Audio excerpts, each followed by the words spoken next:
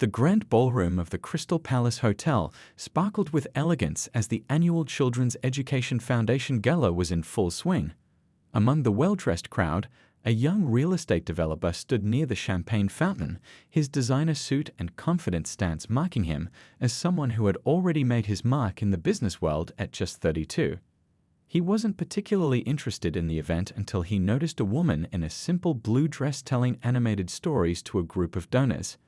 Her eyes lit up as she described her experiences as a kindergarten teacher in underprivileged neighborhoods. While others wore expensive jewelry and designer labels, she wore only a modest silver pendant and carried herself with natural grace. Their eyes met across the room and something clicked. Later, he would tell his friends it was like time stood still, though he'd always thought such descriptions were silly. Making his way through the crowd, he reached for 2 champagne glasses and approached her with a warm smile. "Your passion for teaching is contagious," he said, offering her a glass. "I've never seen anyone make multiplication tables sound so exciting." She laughed, accepting the champagne. "Well, when you see a child's face light up after solving their first math problem, it becomes the most exciting thing in the world." That chance meeting turned into hours of conversation. They discovered they were complete opposites. He lived in a penthouse and drove luxury cars, while she rode the bus to work and lived in a cozy apartment with a roommate. He spent his weekends in board meetings. She spent hers preparing creative lessons for her students. Their differences made their connection even more intriguing. He found her perspective refreshing. She wasn't impressed by his wealth, but by his stories of helping small businesses get their start. She appreciated his genuine interest in her work with children, asking thoughtful questions about education reform. Their first date was supposed to be dinner at an exclusive restaurant, but a sudden downpour forced them to take shelter in a small family-owned noodle shop. Sitting at a wobbly table, sharing steaming bowls of soup, and laughing about their drenched clothes, they felt more comfortable than they would have at any fancy establishment. The weeks that followed were like a beautiful dream. He started showing up at her school with lunch, sitting cross-legged on tiny chairs while sharing sandwiches with her. She introduced him to the simple joy of weekend picnics in the park and feeding ducks by the pond. He showed her the view from his latest building project, and she helped him see the beauty in the old neighborhoods he was planning to develop. Their whirlwind romance became the talk of their different social circles. His business associates couldn't understand what he saw in a simple teacher. Her friends worried she was moving too fast with someone from such a different world. But when they were together, none of that mattered. 3 months into their relationship, he surprised her by helping renovate her school's playground. It wasn't a grand gesture of wealth, but a thoughtful one that showed he understood what mattered to her. She surprised him by remembering small details about his favorite things, leaving encouraging notes in his briefcase before important meetings, and making sure there was always fresh coffee just the way he liked it when he came over. On a crisp autumn evening, after a simple dinner at her apartment where she'd cooked his favorite pasta, he got down on one knee. The ring wasn't as extravagant as one might expect from someone of his wealth, because he'd listened when she said she preferred subtle elegance to flashy displays. She hesitated for a moment, knowing their worlds were so different. But his eyes held such sincerity when he spoke about building a future together, about how she made him want to be a better person. In that moment, caught up in the magic of their love story, she said yes. Their engagement made headlines in the local business papers, the self-made millionaire and the kindergarten teacher. They began planning a wedding that would blend both their worlds, something elegant but not ostentatious. She was determined to keep teaching, and he seemed supportive of her career. Little did she know that their beautiful love story was about to take an unexpected turn, one that would test everything they thought they knew about love, trust, and what truly matters in life. The morning of the wedding dawned bright and clear, with sunlight streaming through the stained glass windows of the old chapel. In the bridal suite, the bride sat before a vintage mirror while her sister carefully adjusted the delicate lace veil. Her hands trembled slightly as she held her small bouquet of white roses and baby's breath, simple flowers that reminded her of the garden she tended at her kindergarten. "You look beautiful," her sister whispered, squeezing her shoulders gently. The bride smiled back through the mirror, her heart fluttering with a mixture of excitement and nerves. She'd chosen a modest but elegant dress that made her feel like herself rather than a society bride. The small chapel was decorated with wildflowers and soft ribbons, exactly as she dreamed. The first hint that something was wrong came when one of the groomsmen kept checking his phone, his face growing increasingly concerned. The wedding coordinator was rushing back and forth, speaking in hushed whispers with the wedding party. The bride noticed none of this, lost in her own thoughts as she prepared for the biggest moment of her life. Then came the gentle knock on the door. Her sister answered it, and the bride watched in the mirror as her sister's expression changed from joy to shock, then to anger, and finally to heartbreak. She knew, even before her sister turned around, that her world was about to shatter. "He's not coming," her sister said softly, holding a phone with shaking hands. He sent an email." The words hit her like a physical blow. An email. Not even a phone call. Not even the courtesy of a face-to-face explanation. Just a cold, impersonal email on what was supposed to be the happiest day of her life. The message was brief and businesslike, as if he were canceling a meeting rather than destroying a future. "I've realized I can't go through with this. My company is on the verge of major international expansion. Marriage would be a distraction I can't afford right now. I'm sorry for the inconvenience. All expenses will be reimbursed." The bride sat very still, her reflection in the mirror showing a woman she barely recognized. The veil that had felt so light moments ago now seemed to weigh 1,000 pounds. Outside, she could hear the murmur of arriving guests, unaware that their presence would only witness heartbreak instead of joy. Her sister moved to comfort her, but she held up a hand.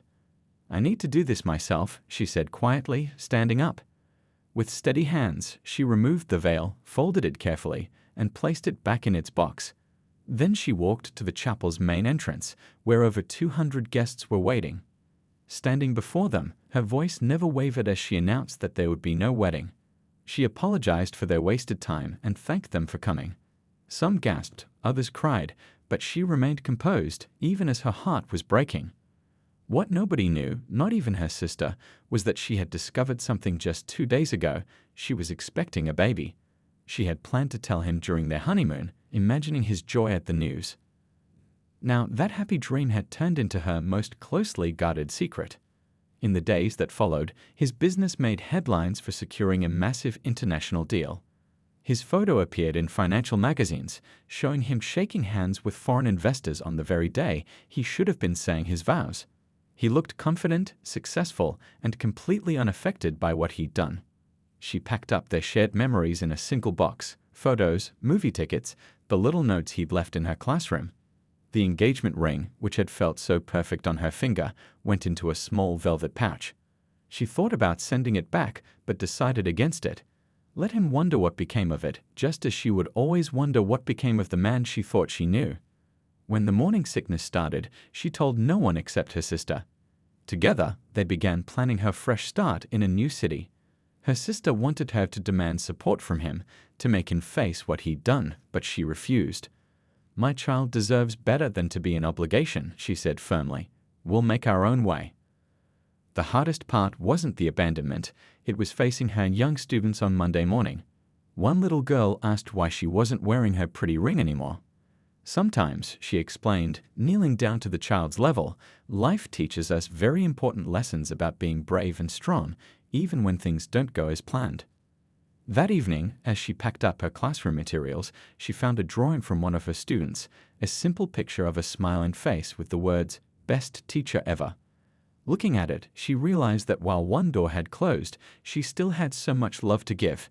She placed a hand over her stomach, where new life was growing, and made a silent promise. This ending would become their beginning. 600 miles away from her old life, in a cozy apartment overlooking a bustling street, the former bride began piecing together her new beginning.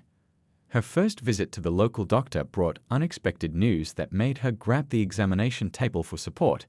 She wasn't carrying one baby, but 3. The ultrasound showed 3 tiny heartbeats dancing like stars in the night sky. "Triplets," she whispered, tears flowing freely as she watched the screen. The doctor smiled kindly, explaining that while multiple births would be challenging, her health and the baby's development looked promising. That evening, she sat by her window, watching the sunset and realizing that her heart, which she thought was broken beyond repair, was already expanding with enough love for 3. The next months passed in a whirlwind of preparation. Her sister helped her transform the small second bedroom into a nursery, painting the walls with gentle clouds and hanging strings of paper stars from the ceiling. They found second-hand cribs and a rocking chair at local thrift stores, proving that love doesn't need luxury to make a home. When the babies arrived, 2 boys and a girl, they filled her world with a joy she never knew possible. The boys came first, one with a determined cry and the other with curious eyes that seemed to take in everything. Their sister followed minutes later, already showing the fighting spirit that would define her personality. Despite the exhaustion of caring for 3 newborns, she started planning her future. During late-night feedings, she'd research on her laptop, developing a business plan for an educational center that would combine everything she'd learned as a teacher with her new perspective as a mother. Her savings from years of teaching provided a modest start. The triplets were just turning 2 when she received the call that changed their family again. Her closest friend from college had been in a car accident, leaving behind a 4-year-old daughter. Without hesitation, she opened her heart and home to the grieving child. "We have enough love to share," she told her sister, who worried about her taking on more responsibility. The little girl brought both challenges and unexpected blessings. Her presence helped the triplets develop empathy early, as they learned to welcome and care for their new sister. Together, the 4 children created a symphony of laughter, tears, and love that filled their home. As the children grew, so did her dreams. The educational center she opened in a small rented space quickly gained a reputation for its innovative approach to early childhood development. Parents appreciated how she understood their children's needs, not knowing that her insights came from raising 4 young ones of her own. She never spoke about the children's father, but sometimes, when the boys made certain expressions, or when her daughter showed a flash of determination, she saw glimpses of him.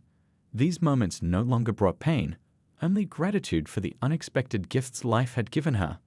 Word of her educational approach spread, and soon she was opening a second center, then a third. She hired other passionate teachers who shared her vision, creating spaces where children could learn through play and discovery. The centers became known for their scholarship programs, ensuring that children from all backgrounds had access to quality education. Each morning, she'd wake before dawn to prepare breakfast for 4 different preferences. One liked oatmeal with extra honey, another only ate scrambled eggs, the third insisted on Fruit Loops, and the fourth alternated depending on the day. These quiet moments in the kitchen, planning lunches and checking backpacks, became her meditation. The adoption papers for her friend's daughter came through on a sunny spring morning. That evening, they celebrated with a picnic in the park, the same way she used to spend weekends in her previous life. As she watched her 4 children chasing bubbles across the grass, she realized that sometimes life's greatest blessings come disguised as its deepest wounds. One day, while helping her daughter with a family tree project, the little girl asked about empty branches on the father side. She touched her daughter's cheek gently and said, "Our family tree grows in its own special way. Some branches might be empty, but look how strong and beautiful it is, full of love and people who chose to be part of each other's lives." Little did she know that soon, the carefully built world would face its biggest challenge, as the past she'd left behind was about to catch up with them in an unexpected way. 8 years had passed since the wedding that never was. In a gleaming office building across town, an elegant older woman toured one of the most successful educational centers in the city. As the chair of several children's charities, she was always looking for new partnerships. The center's reputation for excellence and innovation had caught her attention. The tour was going smoothly until laughter echoed from the playground. The woman paused mid-conversation, her hand gripping her designer handbag tightly. Through the large windows, she could see children playing, but her eyes fixed on 3 particular 8-year-olds, twins boys and their sister, playing an elaborate game of their own invention. One of the boys threw his head back in laughter, and the gesture was so familiar it made her breath catch. The other boy stood with his hands on his hips, showing the same determined stance she'd seen countless times in board meetings. And the little girl, her way of directing the other children with quiet authority was unmistakable. "Those 3, she said, her voice barely a whisper, "who are their parents?" The tour guide, a new staff member, cheerfully explained that they were the founder's children. Just then, the center's owner walked into view, helping a 4th child with an art project. The older woman's knees weakened as she recognized the woman who'd almost become her daughter-in-law 8 years ago. That evening, in her son's penthouse office, she found him reviewing international contracts. He'd achieved everything he'd abandoned his bride for: global success, immense wealth, recognition. But the lines around his eyes and the slight slump of his shoulders told a different story. "I saw something today," she began carefully, setting her teacup down with a slight tremor. "Something you need to know about." As she described the 3 children, his face remained impassive, but his hands gripped the armrests of his leather chair until his knuckles turned white. The next day, he cancelled all his meetings and drove to the education center. He parked across the street, watching from behind tinted windows as parents dropped off their children. When he saw her, his former bride, greeting each child with warm smiles and gentle words, his carefully constructed world tilted on its axis. Then he saw them, 3 beautiful children with features that mirrored his own. One boy had his mother's gentle smile, but his determined chin. The other had its height, but his mother's graceful movements. And the girl, she was a perfect blend of them both, right down to the way she tucked her hair behind her ear, just like her mother. A 4th child held their mother's hand, slightly older, clearly not biologically related, but just as much a part of their family. He watched as all 4 children hugged their mother goodbye before running inside, their backpacks bouncing with their excited steps. Back in his office, he pulled up everything he could find about her educational centers. 5 locations now, each known for excellence and accessibility. News articles praised her innovative approach and commitment to providing quality education to all children, regardless of their background. Her success had been built entirely without his money or influence. That night, he couldn't sleep. He paced his empty penthouse, looking at photos from 8 years ago that he'd never had the courage to delete. In one, they sat on a park bench, planning their future. He promised to always put their family first. Instead, he'd chosen ambition, never knowing he was walking away from not just her, but 3 incredible children. His mother urged him to approach carefully, to remember that he had no right to disrupt their lives after so many years. But the knowledge of his children's existence burned in his chest.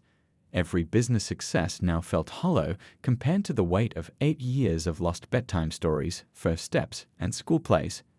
He consulted his lawyers, who advised him of his rights. But sitting in his office, watching the sun set over the city he helped build, he realized that legal rights meant nothing compared to the moral weight of his choices. He'd walked away from their mother before they were born, choosing his empire over their family. Now he had to decide, should he step forward and risk disrupting their peaceful lives? Or should he remain in the shadows, protecting them from the pain his reappearance might cause? As he wrestled with this decision, he didn't realize that fate was about to take the choice out of his hands, setting in motion events that would force everyone to confront the past. The envelope arrived on a Tuesday morning, its official law firm letterhead making it stand out among the usual educational center mail. The mother's hands trembled as she opened it, though she'd been half expecting this moment since spotting his mother at her center 2 weeks ago. The legal document inside was thick with formal language, but its message was clear: he was seeking partial custody of the triplets. She sank into her office chair, memories of that abandoned wedding day flooding back. Through her office window, she could see her children playing during recess, their laughter carrying across the playground. They were happy, well-adjusted, and loved. Now, their peaceful world was about to be shaken by a stranger who happened to share their DNA. The next morning, she met with a family law attorney, bringing a carefully organized folder of documents, birth certificates, school records, medical histories, and 8 years' worth of photos showing every milestone her children had reached without their father. Her lawyer, a kind-faced woman with reading glasses perched on her nose, reviewed everything carefully. "You've built an amazing life for them," the lawyer said, studying a recent family photo that included all 4 children. "But legally, he has the right to know his biological children. The question is, what's best for them now?" News of the custody battle somehow leaked to the press. Soon, business magazines that had once praised him as a visionary entrepreneur now painted him as the heartless tycoon who abandoned his pregnant bride. Education journals that had celebrated her innovative teaching methods now debated whether she had been right to keep the children's existence from their father. The children, protected by their mother's careful planning, remained unaware of the storm brewing around them. She maintained their routine: homework help, family dinners, bedtime stories, while meeting with lawyers late into the night. Her sister moved in temporarily to help, making sure there was always a loving adult present when work and legal meetings demanded the mother's attention. His legal team argued that she had deliberately concealed the children, denying them their rightful heritage and connection to their father's family. They presented financial records showing he could provide opportunities and advantages she never could. Private schools, international travel, trust funds, all the things money could buy.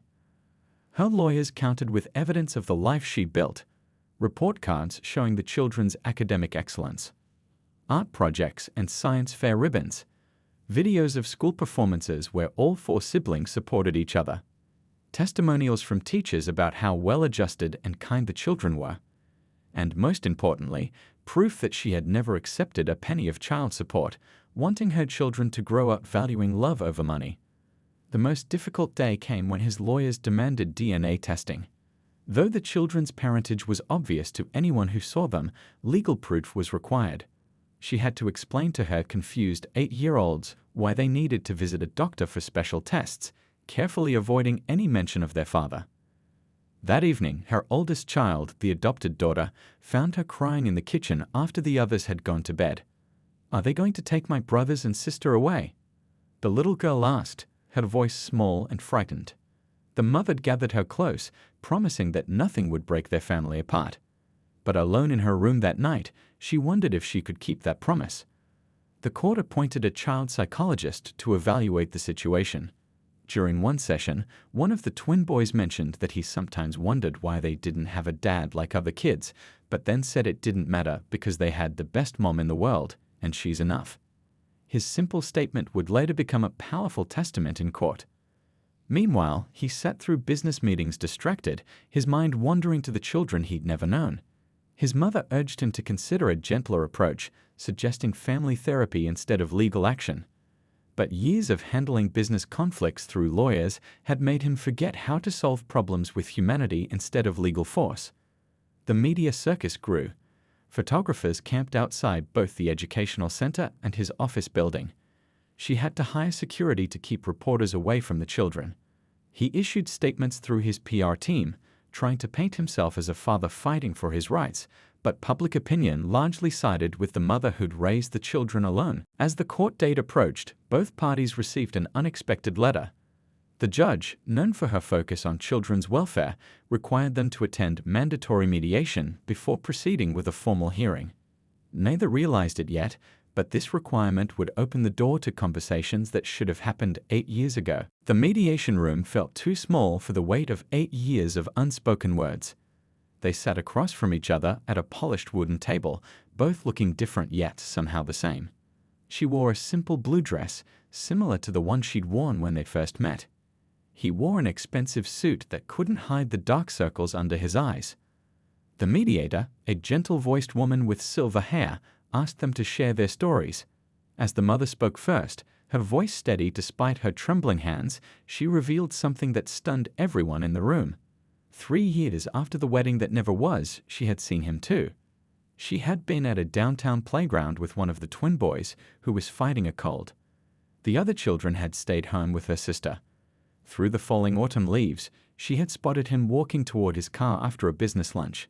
He had paused, looking directly at her and the little boy for a long moment. Then he had turned away, sliding into his luxury car and driving off. His face went pale at this revelation. He remembered that day, the flash of recognition, the quick assumption that she had moved on and had a new family, the choice to walk away rather than face his past mistakes. He had never imagined that the child he saw was his own son. The mediator asked him to share his perspective. As he spoke about his reasons for leaving, his voice cracked with emotion. The real truth emerged. It hadn't been just about business expansion. He had been terrified of failing as a husband and father, just as his own father had. His drive for success had been fueled by a deep-seated fear of not being enough. "I thought I was protecting my empire," he admitted, staring at his hands. "But I was really just running from my fears." Court-appointed child psychologists presented their reports. The children were thriving, excelling in school, participating in activities, and showing strong emotional bonds with their mother and each other. The adopted daughter had written a touching essay about how her new family had helped her heal from losing her birth parents. The triplets had created a detailed family photo album for a school project, proudly featuring all 4 siblings and their mother. The most revealing moment came when the psychologist shared drawings made by the children. One of the twin boys had drawn a picture of their family as a tree, with strong roots and branches reaching toward the sun. When asked about the empty spaces in the tree, he had said, "Those are for the people we haven't met yet, but might need one day." Security camera footage from the educational center showed daily moments that money couldn't buy. The twins helping younger students with their shoelaces, their sister organizing reading circles at recess, the adopted daughter teaching new students games to help them feel included. All 4 children had inherited their mother's gift for nurturing others. Financial records revealed that despite her success, the mother had maintained a modest lifestyle, investing most of the profits from her educational centers back into scholarship programs and teaching resources. She had created trust funds for each child's education, built from her own hard work rather than family wealth. His mother, testifying as a witness, broke down crying as she described watching her grandchildren from a distance that day at the center. "They have everything I ever wanted for them," she admitted. "Not money or status, but love, kindness, and strength of character." The truth about his current life also came to light. Despite his wealth and success, he lived alone in his penthouse, working long hours and rarely socializing outside of business functions. His assistant revealed that he kept a tablet open to the educational center's website, reading every newsletter and update about their programs. As the day wore on, more revelations surfaced. She had kept every email he had ever sent her, including the one from their wedding day, not out of bitterness, but as a reminder to teach their children about forgiveness and resilience. He had never sold the house they had planned to live in, leaving it furnished but empty, like a museum to their lost future. The mediator asked them both what they wanted now. Her answer was simple: to protect her children's happiness and stability. His answer surprised everyone. He pulled out a crumpled envelope containing photos of him at the same age as the triplets, showing the striking resemblance. But instead of using them to prove his claim, he said quietly, "I want to learn how to deserve a place in their lives, even if it takes years." As the sun set outside the mediation room windows, casting long shadows across the table, both parents realized that the truth had changed everything. The past couldn't be undone, but perhaps the future held possibilities neither had imagined. The judge's chambers were quiet as she delivered her decision. After reviewing all evidence and considering the children's well-being, she ruled in favor of the mother retaining primary custody. However, she also established a path forward that no one had expected, a carefully structured plan for the father to gradually become part of his children's lives. The process would begin with family therapy sessions, where the children would first learn about their father's existence in a safe, supportive environment. The mother would be present for these sessions, helping her children process their emotions and questions. Only after the therapist felt the children were ready would supervised visits begin. The wealthy businessman, who had walked into court expecting to win with his usual force of will and legal power, found himself humbled by the wisdom of this approach. For the first time in his life, he couldn't simply write a check or make demands to get what he wanted. He would have to earn his place in his children's lives with patience, understanding, and genuine effort. The first therapy session was scheduled for a sunny Saturday morning. The mother had spent the previous evening explaining to her children, with the help of their therapist, that someone special wanted to meet them. The adopted daughter asked if she should stay home, but her mother held her close and said, "You're just as much a part of this family as anyone. We do this together." When the children entered the therapist's bright, welcoming office, they found a man sitting nervously on the couch, holding a large photo album. Their mother sat with them as he introduced himself, his voice shaking slightly as he explained who he was. The children's reactions varied. One twin looked curious, the other seemed skeptical, their sister held tightly to her mother's hand, and the adopted daughter watched everything with protective concern for her siblings. He opened the photo album, sharing pictures of himself at their age, pointing out the similar ways they smiled or stood. He showed them pictures of their grandmother, who they recognized from her visit to their school. When one of the twins pointed out that they had the same way of wrinkling their nose when thinking hard, the tension in the room softened slightly. Over the following months, supervised visits began in parks, museums, and other public places. The mother always nearby, watching as her children cautiously got to know their father. He learned valuable lessons in these meetings: that one twin loved dinosaurs while the other preferred space exploration, that their sister was teaching herself chess, that the adopted daughter was the family artist. The businessman's life changed dramatically. He rearranged his schedule to be available for school events and parent-teacher conferences. His office, once filled with only business awards, now displayed artwork and craft projects given to him by the children.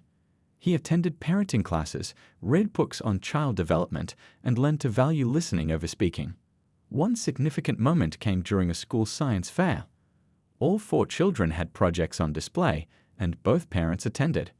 The mother noticed how he stood back respectfully, letting her take the lead in greeting teachers and other parents. When their daughter won first place, both parents caught each other's proud smiles before quickly looking away. The grandmother played an unexpected role in healing family bonds. She began volunteering at the educational centers, reading stories to children and sharing her wisdom from years of working with children's charities. She formed a special bond with the adopted daughter, recognizing in the child's protective nature a reflection of her own role as a family guardian. 6 months after the court decision, during a supervised visit at a children's museum, one of the twins skinned his knee. Without thinking, he ran to his father for comfort. The moment was brief: a quick hug, a bandage applied, a tear wiped away. But it marked a turning point. It was the first time any of the children had sought comfort from him naturally, without hesitation. The mother watched this moment with mixed emotions.